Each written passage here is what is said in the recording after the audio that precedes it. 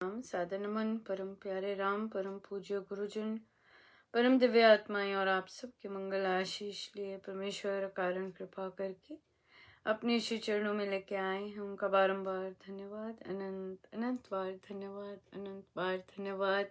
गुरुजनों की बहुत बहुत अनंत कृपा की हमें यहाँ पर मन के रूपांतरण में लेके आते हैं और बहुत ही कृपा बरसाते, बहुत कृपा बरसाते हैं। आज गुरुपुरब है हमारे यहाँ। पर इंडिया में बहुत ही सुंदर महाराज ने बहुत ज़्यादा कृपा की और दिन का शुरू भी जाप से हुआ और दिन का अंत भी जाप से हुआ। इंडिया में बहुत ही आनंद था। पहले वाला सेकंड वाला तो जो रात को जाप हुआ था उसमें तो बहुत ज़बरदस्त वाइब्रेशंस थी, बहुत सुंदर। पधारे थे महाराज और बहुत सुंदर। मैं बैठ के जॉब कर रही तो ऐसे हुआ कि ऊपर देख और मैंने उनका देखा। मैं यूजुअली नहीं देखती पर देखा तो ओ माय गुडनेस, ऐसे लगा जैसे इतने आनंदित हो रहे हैं, इतना ज़्यादा आनंदित हो रहे हैं, बहुत ज़्यादा। और ये आनंद बहुत इस आनंद की बहुत सुंदर उस पहले भी ऐसा हुआ है जब महाराज ने बहुत वर्ष लग गए। देखिए, अपने गुरु के साथ कुछ पल के लिए भी बहुत पता नहीं कितना समय, मतलब वो कैसे स्पेंड, वो कैसे लेके आते हैं वो समय हम नहीं बता सकते। आज भी वही पल था। मानो कि महाराज को पता हो कि कितना आनंद मिलता है किसी साधक को किस चीज में, और उसे वो दे देनी, और फिर गुरु कितना खुश होते हैं। बस ये था पल। हम जब भी मनाली जाते तो पहली बार मनाली गए तो हम तो बहुत ही ऑर्डिनरी फैमिली से, और तब आई गेस कमाना शुरू ही किया था, इतना नहीं था। और तो मनाली गए और और और और फिर वहाँ पर हमारा 2 दिन का था, और 2 दिन का था। और उसके बाद वहां पर हुआ कि अब मजा आ गया कि भी एक और दिन मिल जाए, एक और दिन मिल जाए, एक और दिन मिल जाए, एक और दिन मिल जाए। तो एक और दिन मिल जाए तो फिर वहां पर ऐसा नहीं हुआ। और पर इच्छा सदा रही कि मिलता जाए, और और उसके बाद अगली बार जब गए फिर 2 दिन। और पहली बार तो मैं रोती भी आई बिल्कुल वापस कि लाइव चल रहा होता है सारा लाइव जा रहा है, तो इसलिए इसलिए रोती भी वापस आई कि मैंने एक और दिन नहीं रह सकी। और उसके बाद अगले दिन सदा ही इच्छा रहती वहां पर कि एक और दिन मिल जाता, एक और दिन मिल जाता, पर नहीं हो सका। सिर्फ 3 दिन मिलते थे और आगे नहीं मिले। तो यहाँ पर भी जब महाराज यूएस आते और वहां पर भी महाराज के लिमिटेड दिन होते। पर जब 2012 में महाराज आए तो 2012 में महाराज आए तो वहाँ पर महाराज ने 7 दिन रहना था और 6 महीने पहले ही छुट्टी ले ली छुट्टी ले ली। और जब पूरे 7 दिन जब वहाँ गए और महाराज ने सबसे पहले बात ये पूछी थी, 7 दिन रहना है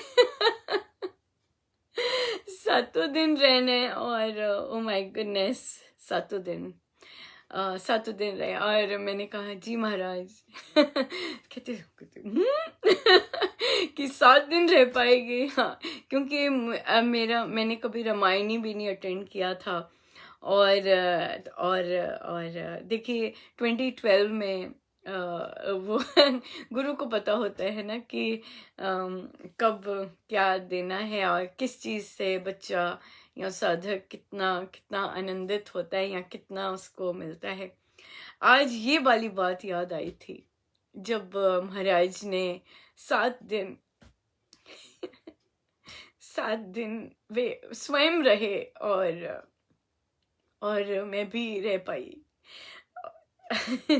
और आज जब जाप हो रहा था तो उसी तरह से वे आनंदित थे, बहुत जबरदस्त। कि आई गेस हमें नहीं पता होता हमें क्या चाहिए होता है, हमें नहीं पता होता हमें क्या चाहिए होता है, गुरु को पता होता है। और पता नहीं कितना कितना कितना कुछ करना पड़ता है उन्हें कि हमें वो दे सके, जो उन्हें पता होता है कि इसे हमें नहीं पता होता कि हमें कौन सी चीज की खोज कर रहे हैं हम, या हमें किस चीज की तड़प हो रही है, हमें नहीं पता होता। और उन्हें पता होता है उन्हें पता होता है और वे देते हैं। ये कोई संसार का आदमी नहीं कर सकता, कोई कर ही नहीं सकता, क्योंकि जो अंदर की बात होती है वो नहीं कोई, उसे किसी को नहीं पता होता। हमें भी नहीं पता होता कि हमें हमें कौन सी चीज कैसे क्या ठंड मिलेगी या क्या मिलने, हमें नहीं पता होता, हमें नहीं पता होता पर गुरु को पता होता है। आज भी महाराज का जो कोट आया उसमें भी महाराज ने यही लिखा कि संत का संग बहुत जरूरी है, बहुत जरूरी है। और और और संत का संग तभी तभी जो 29 को सत्संग आरंभ होने जा रहा है उसमें यही है, संत का संग, महाराज का डायरेक्ट प्रवचन, महाराज के सानिध्य में बैठना। और आज का भी जाप बिल्कुल वैसा था। मैं कितनी देर जब महाराज के होते जैसा जाप होता था वैसा, ओह माय गॉड, जब हम जाप रखते थे 12 घंटे का, 6 घंटे का, और अपने अपने जब भी बहुत जैसा वो था। आज कई बार हमने बहुत सुंदर एक्सपीरियंस किया होता अपने गुरु के साथ, उनके सानिध्य में और उनके होते, बट वो चीज हमें फिर मिली नहीं होती, या तो हम इतना कट ऑफ हो गए होते उनसे, या फिर पता नहीं क्या होता अंदर, या फिर हमारी तार टूट गई होती है, कुछ तो होता है। बट जैसा गुरु की देह में होते जैसा वह सानिध्य मिलना, उस तरह का सब वैसा होना, बहुत बहुत जबरदस्त था। आज बहुत बहुत ज्यादा कृपा थी ये वाली। या बिल्कुल वैसा होना जैसे वे मतलब 22 में 23 2001 2002 की बात कर रही होंगी मैं शायद, उस टाइम की बात, या 2000, ये सब की बात, बहुत बहुत टोटल बिल्कुल वैसा ही था आज। बहुत सुंदर, बहुत सुंदर, बहुत कृपा, मेरे पास शब्द ही नहीं है। आई गेस मैं शायद नहीं बता पाऊँ, पर मुझे पता है कि बहुत सारे साधकों ने बहुत आनंद आया। मुझे आ गया था एक मैसेज भी आ जाता है, मुझे पता लग जाता है कि सब बहुत आनंद आया। और वैसा ही सबको आनंद वैसा मिला। महाराज की प्रेजेंस बहुत थी। और आई थिंक महाराज तभी सुंदर सुंदर प्लानिंग कर रहे हैं, बहुत बहुत लिटरली लग रहा है कि बहुत बहुत खुश हैं। नवंबर 29 को जो सत्संग स्टार्ट हो रहा है, बहुत खुश है महाराज, बहुत ज्यादा खुश है। महसूस होता है, महसूस जैसे आज उनका आनंद महसूस हुआ कि वो इतने खुश हुए कि आज जो रात्रि में जाप रखा। एक और चीज मैं बोलना चाहूंगी, मैंने लिखा था कि मैं संस्थापकों को बताती हूँ, जब भी ये होता है। तो मैंने नोटिस किया है, जब भी मैं उन्हें बताती हूँ ना, और जब भी कोई इवेंट होता है उसमें कुछ ना कुछ खरखरीपन होता है। जो सुबह वाला था वो बताया था मैंने, जो रात वाला था ना वो नहीं बताया था। बड़ा अच्छा निकला। पता नहीं मेरा वहम ना हो, वहम क्या होना, बट जो भी था मैंने ये नोटिस किया है। जब भी चीज बताती हूँ तो कुछ ना कुछ उसमें होता है। फिर पर महाराज का मुझे आ जाता है कि नहीं, अगले को फुल आदर मान दो। वो तो हम करते ही हैं, और मैं परवाह नहीं करती कि अगला रिस्पॉन्ड करता है कि नहीं करता इस पे, क्योंकि फल है ये। मैं जितनी भी ईमेल्स भेजती हूँ मेरे को कोई रिस्पॉन्ड बहुत कम आता है। पर ये मेरा अपना है। मैं अगर बहुत बहुत सुंदर कल एक हम लोगों की चर्चा चल रही थी रामोपासना में भी। उसमें बात थी कि किसी साधिका जी को किसी ने गिफ्ट भेजा। उनके रिश्तेदार ने गिफ्ट भेजा, उन्हें समझ नहीं आया, ना लिखा था, एड्रेस किया था, किसी और के साथ पैकेट में भेजा। ना उन्हें पता लगा कि क्यों आया है, किसके लिए आया है। दूसरे रिश्तेदार ने बताया कि भी आपके लिए भेजा है ये। ना लिखा ऊपर कि भी, चलो ये एक्सपेक्टेशन तो नहीं है, पर एक I think the way you give somebody a gift, एक होता है कि अच्छा चलो यार इनको दिया है इनको भी दे दो, लाइक ये टाइप्स था। ऐसी सी बड़ी अजीब सी फीलिंग्स आई थी उस गिफ्ट को। पहले तो अच्छा लगा, तो फिर सादिका जी कहते फिर अजीब सा लगा कि ये क्या चीज है।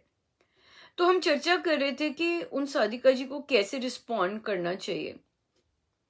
एक ने कहा कि देखिए अगर तो उनमें प्यार भरा हुआ है वो थैंक यू बोल दें, और फोन कर सकते हैं, पूछ सकते हैं। इवन दो अगले ने बड़े अजीब ढंग से भेजा। तो बाकी लोग कहते कि ना करे रिस्पॉन्ड उनको, बट क्योंकि गिफ्ट दिया है तो रिटर्न तो करना ही है, तो रिटर्न अपनी तरह से कर दे। बिल्कुल सही कहा था।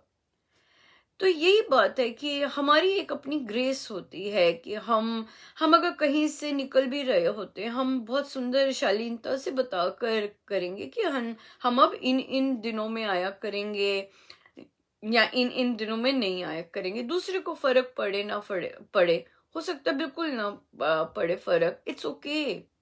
बट हम हमारी ग्रेस तो हम रखेंगे। हम दूसरे की तरह तो नहीं बन सकते कि अगर दूसरे ऐसे करते हैं तो मैं भी वैसा ही करने लग जाऊं, तो ये तो साधकाई ही नहीं हुई बिल्कुल। सो ये चीजों का हमें क्योंकि संसार अपनी संसारिकता हमेशा करता रहेगा, बट हम तो साधक हैं।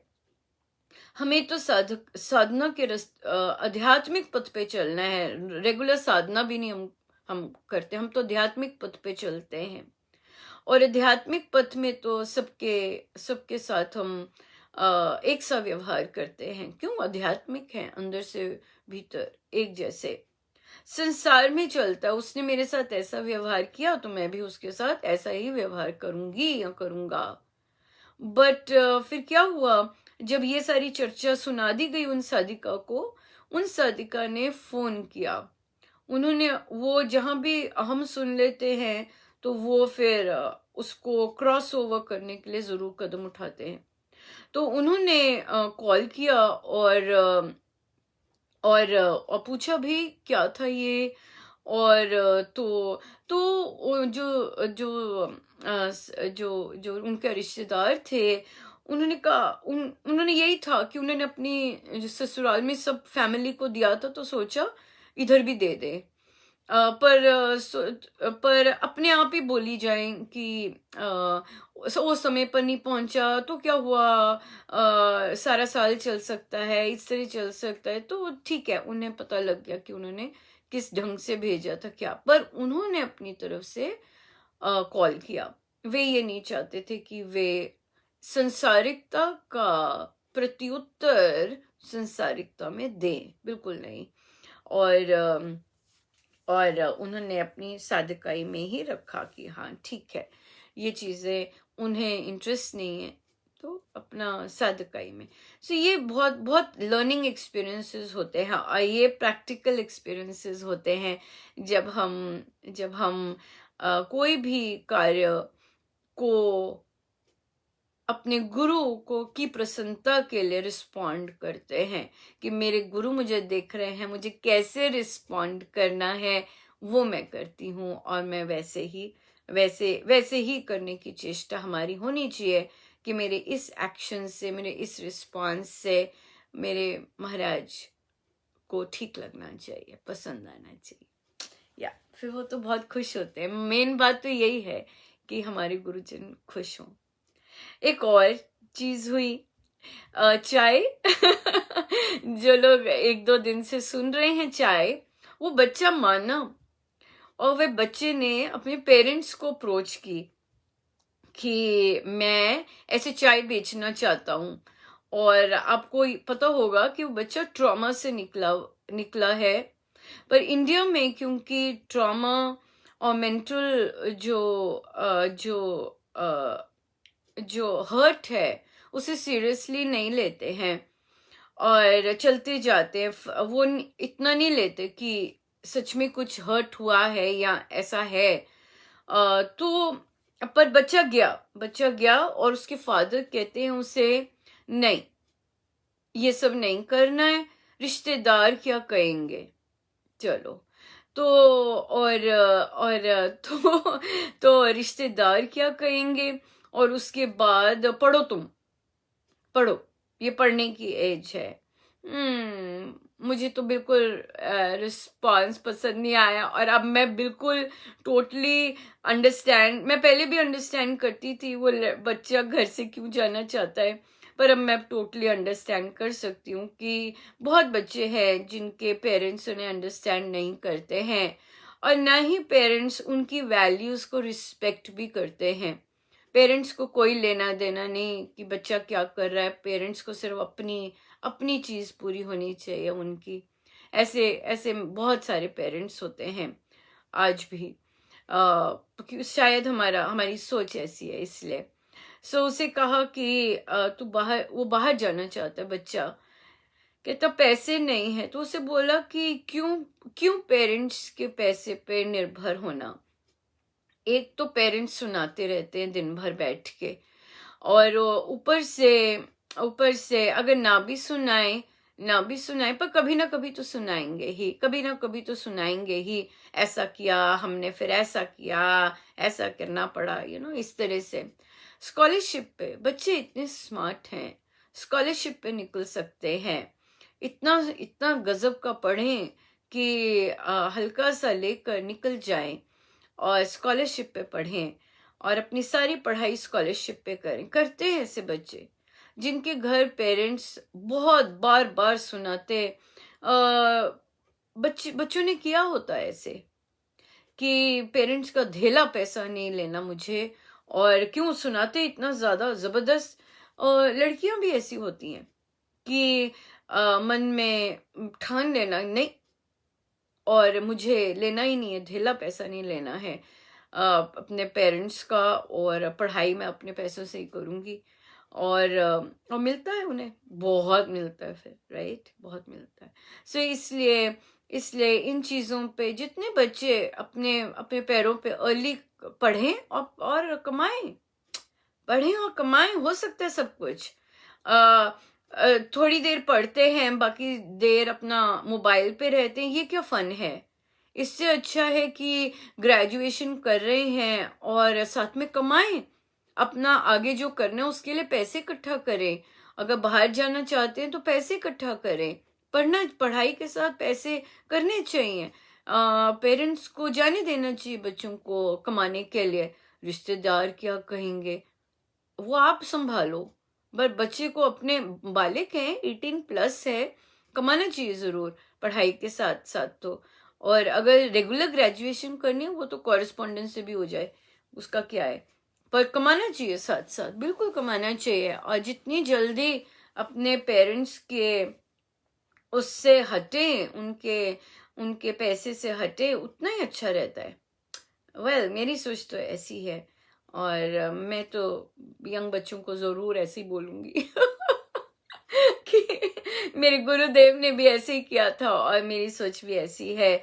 और उन्होंने भी 16 साल के बाद अपने पेरेंट्स से पैसे नहीं लिए, तो हमारे हमारे आगे तो बहुत सॉलिड है कि कि जब गुरुदेव ने 16 साल के बाद अपने पेरेंट्स से पैसे नहीं लिए तो हम क्यों लें। बिल्कुल हम क्यों लें। बच्चों को सीखना चाहिए अपने महाराज से कि स्कॉलरशिप पे पढ़े। Such nice. देखिए आए पधारे कि वो पढ़े भी और कमाए भी, और जॉब्स करते थे, और जॉब्स करते थे। कैसे सस्टेन करते कॉलेज में। सारी कॉलेज उन्होंने, स्कॉलरशिप तो होता ही है पर खाना भी तो होता है पहनना भी तो होता है, और जॉब्स किए उन्होंने। क्यों नहीं बच्चे कर सकते ऐसे? क्यों नहीं बच्चे ऐसे मेहनत कर सकते और पढ़ भी सकते हैं, कमा भी सकते हैं, जो मर्जी करें। एटलीस्ट या निकले उस तरह की माइंडसेट से निकले। और जिन जिन पेरेंट्स को रिश्तेदारों की चिंता होती है उन्हें बैठे रहने दीजिए रिश्तेदारों में ही। वो भी वो भी वैसे ही होते हैं, क्योंकि उनका माइंडसेट वैसे होते हैं ना, वो भी ग्रो नहीं करते, वो भी वैसे ही रहते हैं। सो बच्चों को निकलना चाहिए ऐसे माइंडसेट से, और या पढ़ें और कमाएं। बिल्कुल। तो बच्ची को कहा कि भाई एवोकाडो सीड दिखाया, मैंने पोस्ट भी किया अभी, कि उसका ऊपर से बंद था और वो साइड से निकला और इतना लंबा निकला है, और उसकी अब 2 इतनी सुंदर सुंदर पंखुड़ियां खुल गई हैं, खुल के आ रही हैं। और वो सीधे रास्ता बंद था, साइड से बिल्कुल सीधा निकला है। तो बच्चे को चाय का प्रोजेक्ट कहता, आंटी कोई और प्रोजेक्ट दे दो। मैंने कहा नहीं बेटा। तो उसने भी कहा था कि अगर कोई मुझसे पूछेगा क्यों ये तू क्या चाय बेच रहा है, तो मैंने कहा हाँ बोल देना मुझे असाइनमेंट मिली है हाँ, ये बोलने की जरूरत थोड़ी ना कि किसने दिया असाइनमेंट। आराम से बोल सकता है हाँ भाई असाइनमेंट मिली है, पहले गरीबों को चाय पिलानी है और फिर मुझे करनी है। तो और मैं तो अभी भी कहूंगी उसे कि पापा का दरवाजा बंद मिला है, ठीक है, और भी बड़े रास्ते हैं, एक्सप्लोर करो रास्ते और अपनी असाइनमेंट में सक्सेसफुल हो। तुम्हारा उस बच्चे का टारगेट है एक पपी लेना अपने पैसों से, ठीक है। पपी के लिए भी पेरेंट्स ने नो कर दी, क्योंकि आई गेस साइकोलॉजी बिल्कुल मतलब ठीक है, होती है, हमारे घरों में होती है ऐसी साइकोलॉजी। जब बच्चे अलग अकेले ही अकेले ही जा रहे होते हैं, तो फिर तो ले करे करे जरूर, पर उसे ये जरूर बोला है कि जो कमाई हो वो सदा सच्ची सुच्ची होनी चाहिए। ऐसे नहीं, घपलेबाजी से नहीं आने चाहिए पैसे। पैसे आए तो सच्ची सुच्ची कमाई करके आए, उसमें जो आनंद आता है, और वो तो बात ही अलग है। तो इसलिए टारगेट है पपी लेना। तो मैंने तो एग्जाम्पल दिया था चाय बेच ले, और वैसे लेना चाहिए चैलेंज चाय बेचने का ही, किसी और तरह से, किसी और रिश्तेदार को पकड़ के। हाँ, रिश्तेदार की प्रॉब्लम है ना, किसी रिश्तेदार को पकड़ लीजिए, उसके साथ खड़ा हो जाए। आई थिंक कोई ना कोई निकल आएगा कोई ना कोई निकल ही आएगा। सो एक्सप्लोर करना चाहिए। ये साधना ही है, और ये लाइफ भी बहुत सुंदर है। नेवर टू गिव अप, कि एक रास्ता बंद है पर अचीव तो ये करना ही करना है। टारगेट कैसे अचीव करें, इस तरह से जाके अब देख लीजिए, रिश्तेदार की प्रॉब्लम है, रिश्तेदारी ले जाओ रिश्तेदारों की प्रॉब्लम है ना, कोई रिश्तेदार पकड़ के ले जाओ, साथी बना लो रिश्तेदार, कोई वो खड़ा हो जाए। पर आई थिंक करनी चाहिए, इंटरेस्टिंग है ये प्रॉब्लम, और करनी चाहिए। बहुत सुंदर, बहुत ही सुंदर। या इसमें बहुत बहुत चीजें, बहुत लर्निंग होती है। और बच्चा मेरा मेन पर्पस बच्चा हील हो और अपना कॉन्फिडेंस वापस आए उसका। और ये मेन तो ये बात है कि बच्चा बहुत इंटेलिजेंट है, सही राह पे फंक्शन करने लग जाए तो बहुत सुंदर बात है, बहुत ही प्यारी बात है। अभी उसका लक्ष्य लड़की है, ये बात है ना। तो लड़की से महाराज कहते हैं आ जाओ भाई, आज महाराज ने वासना पे बोले। महाराज कहते कि वासना बूढ़ी नहीं होती है, युवती रहती है, इसलिए वो मरती नहीं है कभी। चाहे हमारा शरीर बूढ़ा हो जाएगा, बट अगर वासना वासना किसी भी चीज का की इच्छा, काम की वासना, कामुकता की वासना, मेन मान सम्मान की वासना, धन की वासना, प्रशंसा की वासना, ये सारी वासनाएं हैं। सो और फिर महाराज कहते कि ये जाति नहीं है, इसको इंसान ही खत्म कर सकता है, हम स्वयं ही इसे खत्म करेंगे, कोई और चीज से नहीं खत्म होती। और इंसान खत्म कर सकता है इसे उपासना और परमेश्वर का सहारा लेके, तब होती है खत्म। बहुत सुंदर महाराज ने बोला। महाराज कहते अपने आप को सुधारने का मन नहीं किया अभी तक, अपने संस्कारों को जो आए पड़े हैं वो बदलने का अभी तक मूड नहीं बना। तो महाराज कहते कि रात रात भर बैठते हैं, जाप करते हैं। क्यों माता ऐसे बोले क्यों माता, सब बेकार? हाँ, महाराज कहते कि जब आप अपने आप को बदल ही नहीं रहे हो, वैसे के वैसे बैठे हुए हो, वैसे का वैसा व्यवहार, वैसे का वैसा सब कुछ, तो फिर जाप क्या कोई कोई काम ही नहीं कर रहा, बिल्कुल कोई काम नहीं कर रहा। सो इसलिए अपने आप को बदलने की चेष्टा करनी चाहिए, अपने दोषों का निवारण करना चाहिए, अपने हैबिट्स को, अपने विचारों को चेंज करने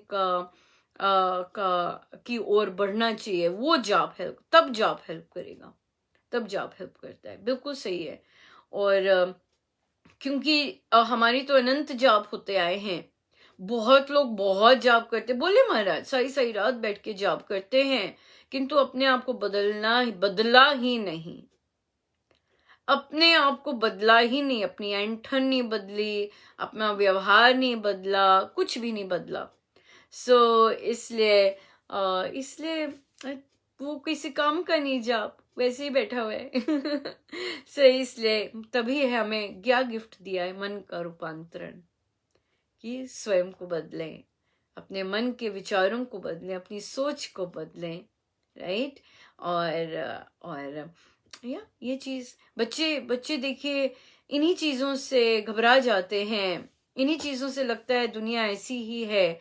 और कोई भी नई चीज, नई सोच के साथ करने में प्रॉब्लम तो आती है, और सदा ही आएगी। रोड ब्लॉक्स तो आएंगे, दरवाजे बंद होंगे, बट वो सीड, हाँ, एवोकाडो का देखो साइड से निकल आया।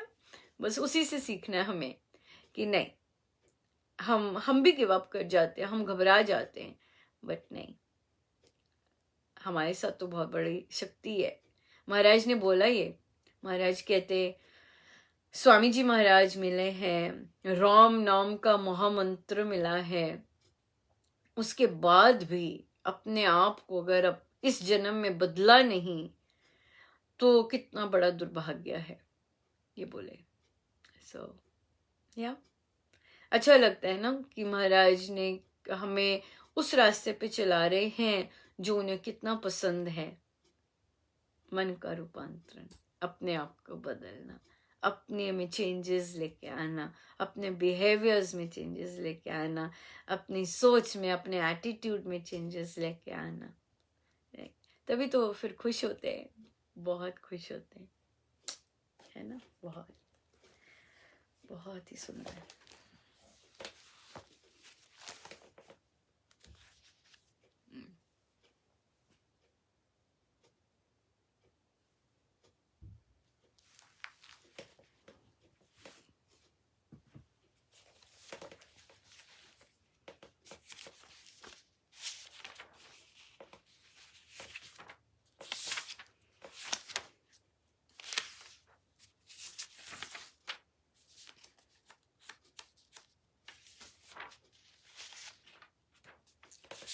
गुरु मेरी पूजा गुरु गोविंद, गुरु मेरा पार ब्रह्मा, गुरु भगवंत, गुरु मेरी पूजा गुरु गोविंद, गुरु मेरा पार ब्रह्मा, गुरु भगवंत, गुरु मेरी पूजा गुरु गोविंद, गुरु मेरा पार ब्रह्मा, गुरु भगवंत, गुरु मेरी पूजा गुरु मेरा देवा अलग अभेद,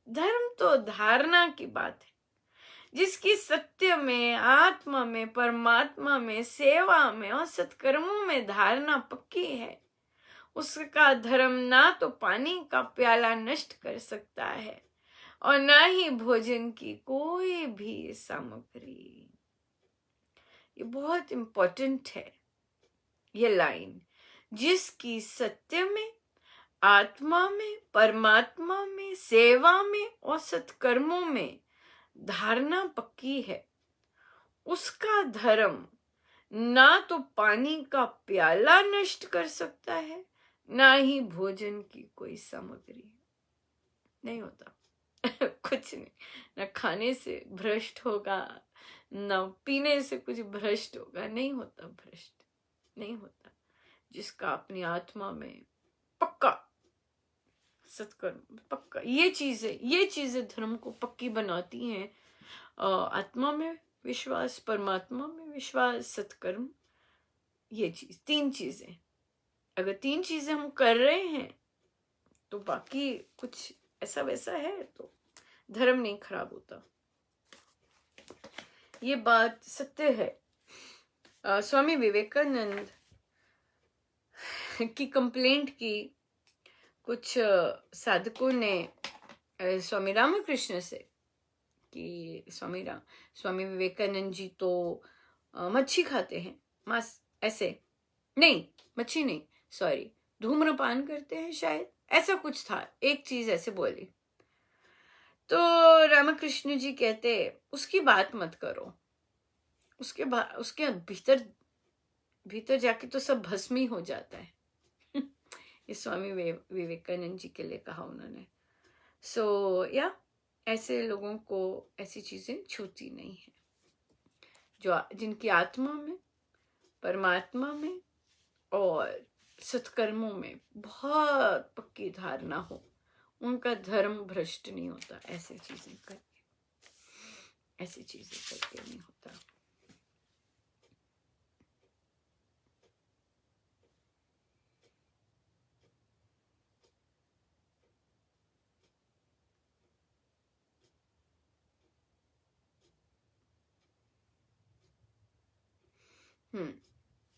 तो हमारे पास प्रश्न आया, हाँ, सत्य पालन पे जब भी चर्चा होती है तो एक साधिका जी कहती है कि ये सत्य पालन तो हो नहीं सकता अनुपमा, क्योंकि बच्चों के साथ तो हमें बहुत झूठ बोलना पड़ता है। तो उन्हें कहा कि जैसे बच्चे कोई बात नहीं मानते हैं, फिर झूठ बोलना पड़ता है, जिद करते हैं, झूठ बोलना पड़ता है, कोई और चीज देनी, मतलब कहानियां सुनानी पड़ती, झूठी कहानियां सुनानी पड़ती, बहुत बहुत चलता है झूठ। वहां पे उन्हें यही कहा, ये तो फिर बच्चे को दे रहे हैं, देख लीजिए हम क्या दे रहे हैं संस्कार उसे, बहुत इंपॉर्टेंट है ये। आप जो दे रहे हैं आप एक्सपेक्ट मत कीजिए कि वो संस्कारी बच्चा निकलेगा। अगर हम उसे झूठ ही बना के दे रहे हैं, है ना, चाहे सिखाने की में है, चाहे कुछ मर्जी है, हम बीज तो झूठ का डाल रहे हैं। चाहे हमारी इंटेंशन अच्छी है कि वो कहना मान जाए या उसकी इस तरह कर ले, बट और दूसरी बात, हम गुरु आज्ञा पालन नहीं कर रहे हैं, हम साधारण अध्ययन नहीं कर रहे, हम रामोपासना की साधना कर रहे हैं। ये साधारण अध्ययन नहीं है। अध्ययन जब हम ग्रंथों से करते हैं, वो पढ़ा और छोड़ दिया, खत्म बात, उससे कुछ नहीं होता है।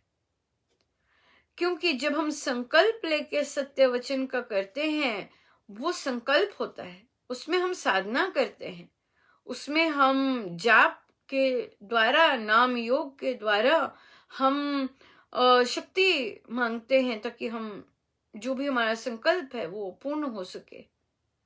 और आत्मा सत्य है, और महाराज ने बहुत क्लियरली लिखा है कि जो हमें पता है कि गलत चीज है और फिर हम उसके विपरीत बिहेवियर कर रहे हैं, तो महाराज ने कहा है कि आप नास्तिक हैं।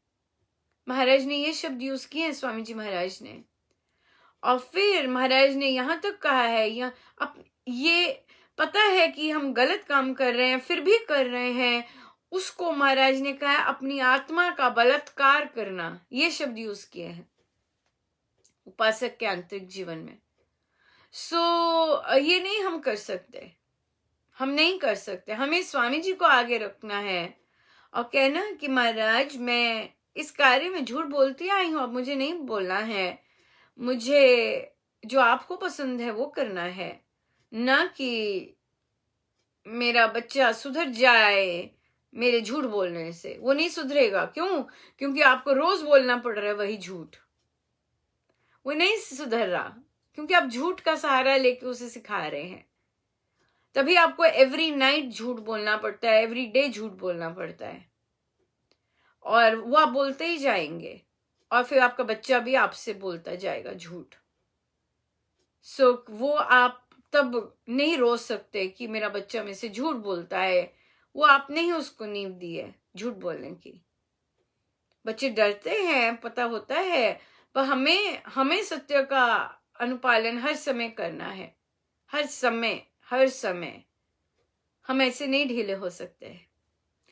इसलिए रास्ते निकालने हैं। अगर मोटिवेशन माँ दूसरों से कंपेयर कर करके बच्चे को कहानियां सुनाती है, ऐसा मत कीजिए, झूठी कहानियां मत सुनाइए, रियल लोगों की कहानी सुनाइए ताकि उनकी वाइब्रेशंस बच्चों में जाए।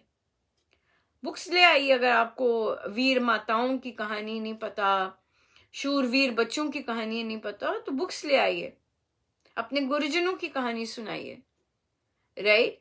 कि कभी भी असत्य का उन्होंने पालन नहीं किया, बार बार वही चीजें सुनाइए, गुरुजनों की स्टोरी सुनाइए। आपको लगता है कि बच्चा आपकी मनगढ़ंत कहानी से सुधरेगा, वो सुधर ही नहीं रहा, रोज आप वही कहानी सुना रहे हैं उसे। इसलिए हो सकता है गुरुजनों की कहानी सुनाएं, उन्हीं की बुक्स लेके, और फिर वहीं से वो एक दिन में ही पलट जाए, एक दिन में ही समझ आ जाए उसे, क्योंकि वो सत्य लोगों की कहानी सुन रहा होगा।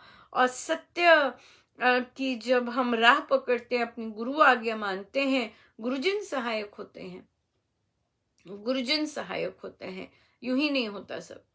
इसलिए कीजिए ये चीजें करनी है। और ये कोई भी चीज इजी नहीं होती, कुछ भी करना इजी नहीं होता, बट अगर महाराज के रास्ते पे चल रहे हैं तो करना आवश्यक है, ढील नहीं है।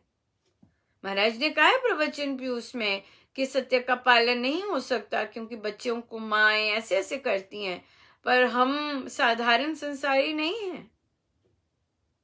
ये उनके लिए महाराज ने कहा है, उनके लिए नहीं कहा जो कि ग्रंथ पाठ का अध्ययन करके उसको प्रैक्टिस में ला रहे हैं। साधारण लोगों के लिए क्या है, उनके लिए नहीं हो सकता क्योंकि वो आए दिन बोलते रहते हैं। हमारे लिए नहीं कहा, उपासक के लिए नहीं कहा, जिसको प्रभु चाहिए, उनका सानिध्य चाहिए, उनके लिए नहीं कहा। ये जिनको परमेश्वर चाहिए, जिनको परमेश्वर की प्रभु प्राप्ति और हर समय उनमें रहना है, शांति चाहिए जिन्हें हर समय, वो ऐसा नहीं करेंगे, वो ऐसा नहीं करेंगे। सच ही बोलना है, सत्य का अनुपालन ही करना है, बिल्कुल करना है। बहुत बहुत इंपॉर्टेंट है ये, बहुत ज्यादा इंपॉर्टेंट है।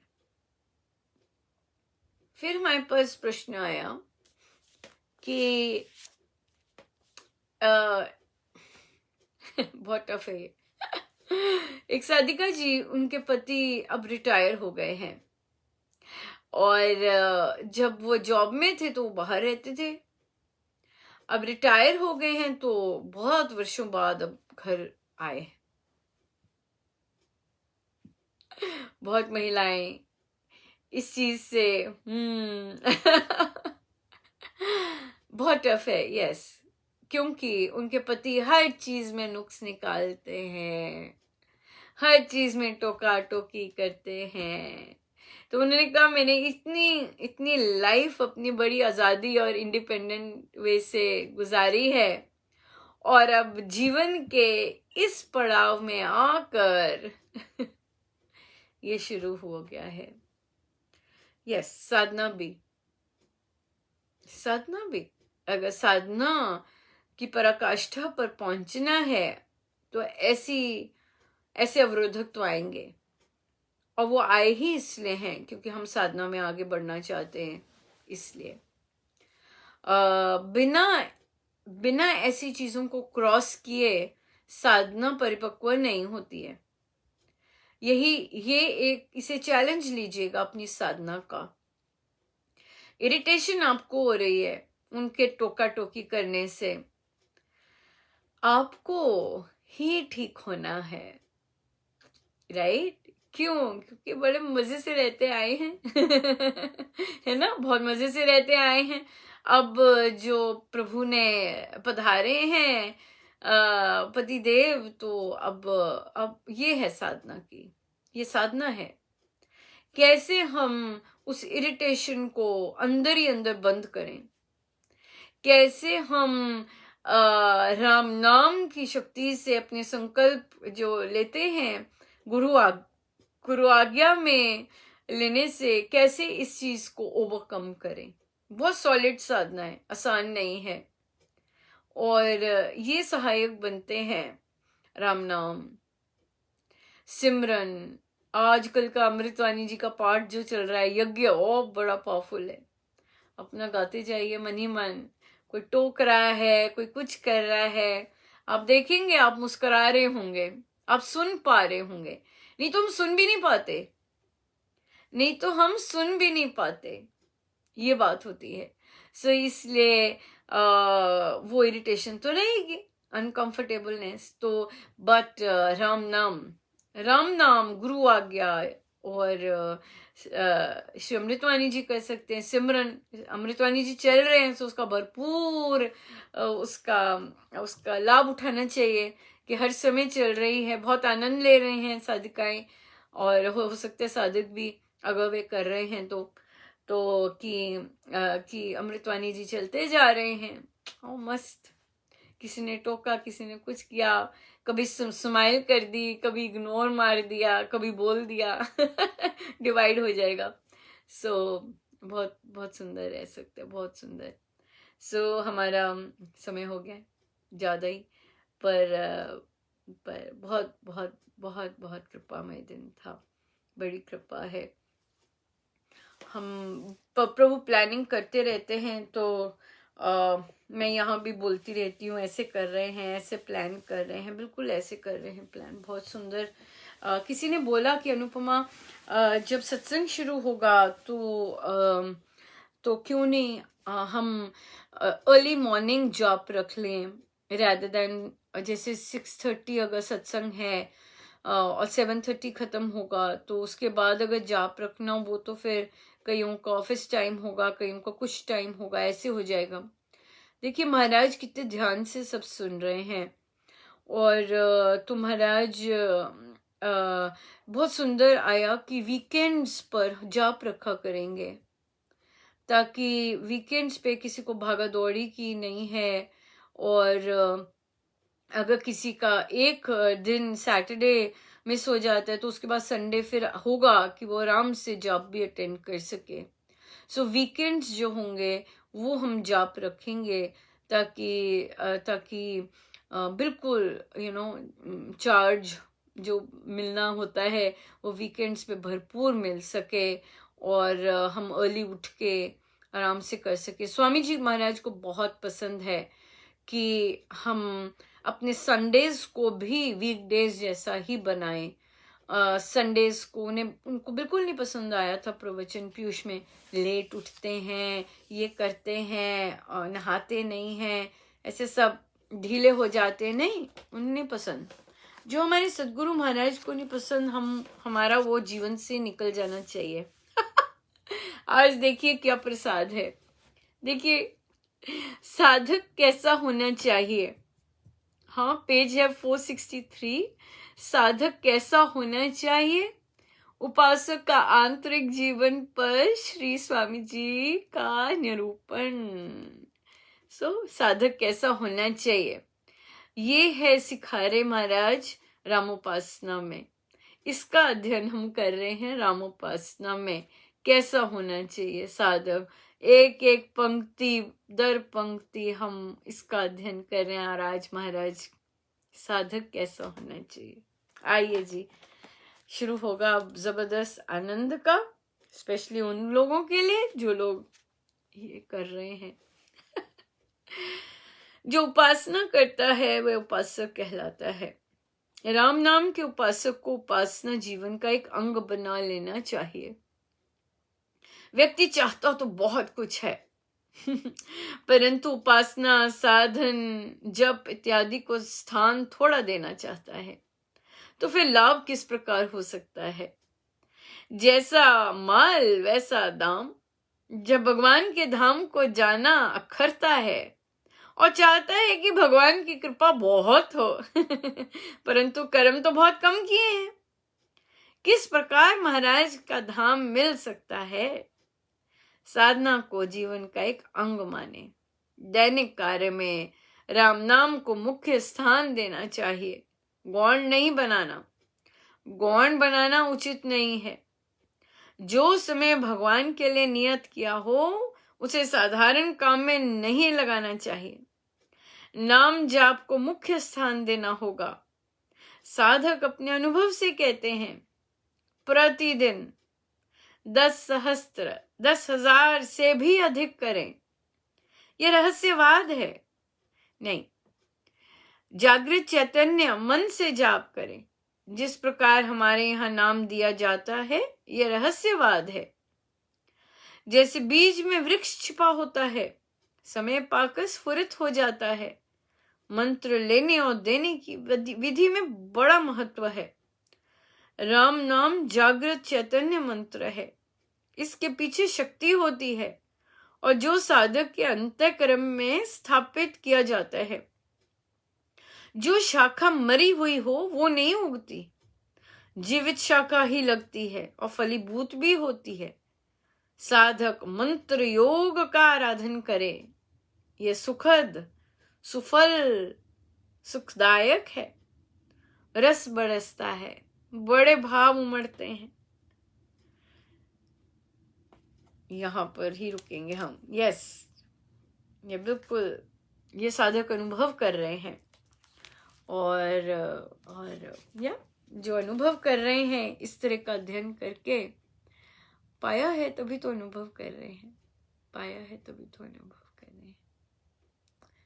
सो बहुत बहुत धन्यवाद।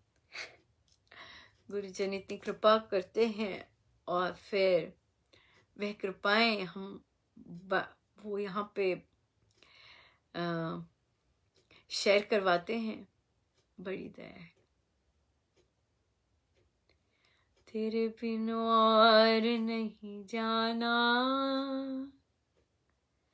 गुण गावा नित तेरे। तेरे बिन और नहीं जाना, गुण गावा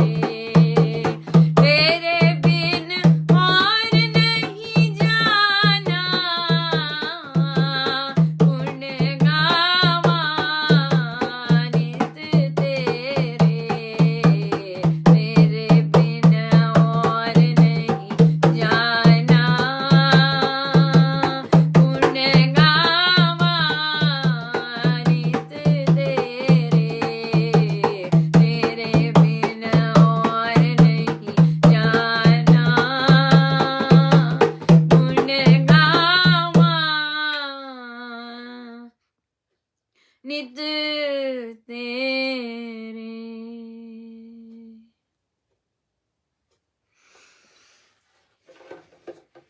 हमारे आई थिंक हमारे में ही त्रुटि होती है।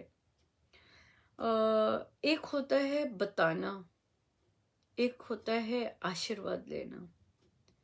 बताने में और आशीर्वाद लेने में बहुत अंतर होता है।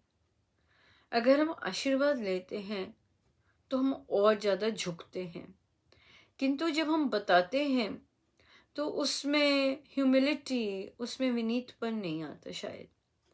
तो आई थिंक यही गड़बड़ है, कहीं ना कहीं मैं भी कर रही होंगी। एक होता है बताना, एक होता है आशीर्वाद लेना। आशीर्वाद ही लेने चाहिए, बताना क्या करके, है ना। आशीर्वाद ही लेना चाहिए, चाहे हमें नहीं पता अगला हमें पसंद करता है कि नहीं, बट हमारा काम तो आशीर्वाद लेना ही है और होना भी यही चाहिए। सो देखिए महाराज कहते हैं ये गड़बड़ कर रहे हो तुम। हाँ, बताना नहीं है, आशीर्वाद लेना है, बताना नहीं है। बहुत कितनी कृपा करते हैं, बहुत कृपा करते हैं।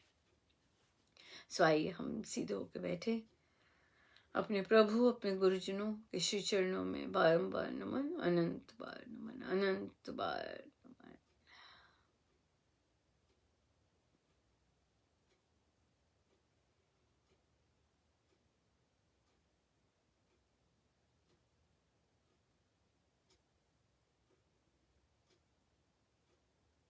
धन्यवाद ही धन्यवाद प्रभु, हर एक चीज का धन्यवाद ही धन्यवाद।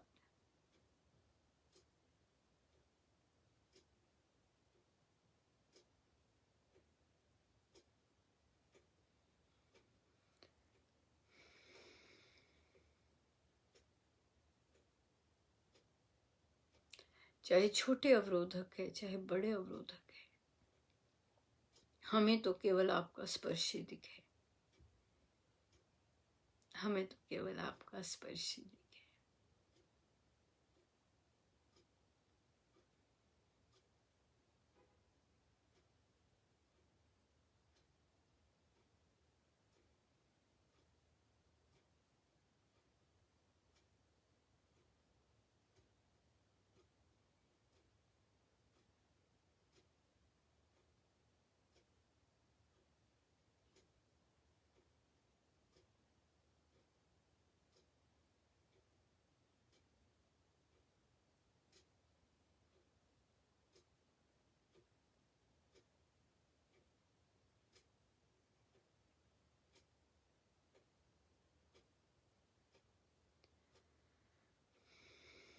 हर हर पल कृपाएं दिखे, नजर ही ऐसी बने, कृपाएं ही कृपा दिखे।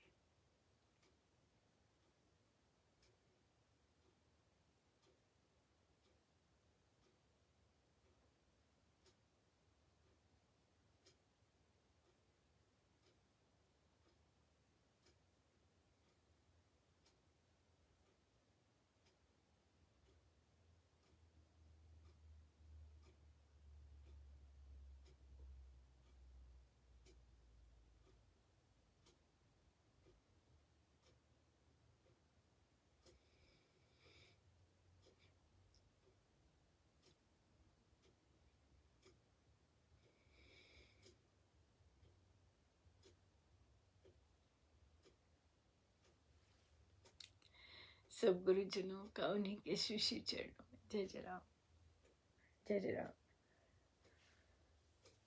जय जय राम।